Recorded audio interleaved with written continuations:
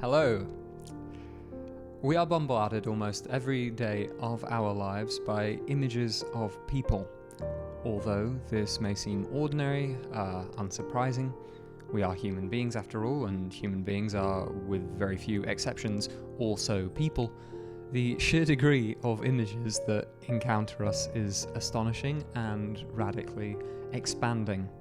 200 years ago, it was very rare to see a human face on anything except a human face. Nowadays, this experience has almost become a novelty. For every one real human face we see, even in a city, we see hundreds of pictures of them on screens, monitors, billboards, adverts. If there were no difference between the people on adverts and the people on streets in real life, this phenomenon I'm describing would not be as worth examination as it is. But the people on adverts and on screens are not like us. We do not resemble them. In spite of a few physical similarities, it is clear that people in adverts are leading a very different kind of internal life. Everything pleases them. Everything interests and engages them. They have no physical disabilities, deformities, or eccentricities. They are always comfortable with themselves, always comfortable in their own skin, always free of neurosis or uncertainty. They do not, even in adverts about depression, seem to have any disgusting repressed thoughts. They are depressed, grieved, or dying of cancer in an aesthetic and photogenic way. They are almost entirely without the angst and indecision that one encounters so regularly in ordinary people. The woman on this carbon monoxide alarm packaging was the closest human face I had to hand when I started this. The longer we look at her, the more dislocated and abstracted we become from what it means to have a face.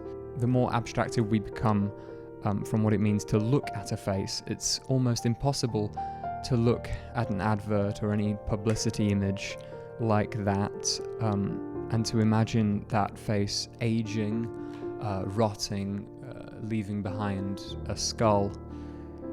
Ordinary human beings carry a message in their faces which says, "I am disappearing." People in adverts do not transmit that message. They present people with eternal bliss, eternal rejuvenation through the act of purchasing consumer goods. Though there is something in the human desire to plaster human faces on everything, which I find quite charming, especially when you think about children looking at clouds and seeing faces in them, I feel frightened and distressed by the sheer number of human faces I see every day that have no human beings in them. The more you expose a person, especially a young person, to adverts, the more you nourish and foster their inhumanity. The end result of prolonged, continuous exposure to advertising is to render one a void with a human face. Adverts are silence made flesh. They present us with a version of the human race in which no humanity ever developed or transpired. I once met a man who was so sick of being mistaken for somebody else that he had a tattoo of his face put onto his own face. This is what we do to ourselves through adverts. The pieces of footage you're about to see were taken over the past month, mostly on my commute to and from work on the other side of Berlin. The music is a composition of mine for 5 pianos, 2 bleepy bloopy things, and 1 chimey thing. I hope you enjoy.